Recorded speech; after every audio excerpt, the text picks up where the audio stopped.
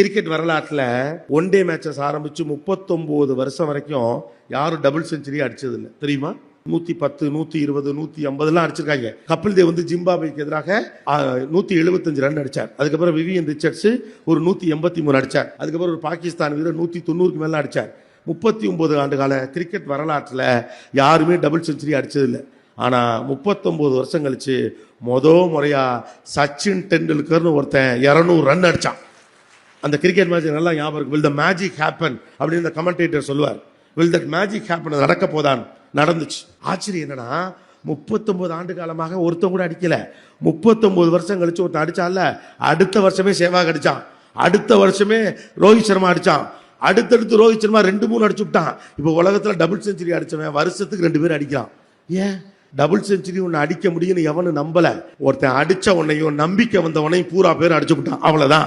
நம்பிக்கை தான் ஜெயிக்க வைக்கும், பலம் ஜெயிக்க வைக்காது.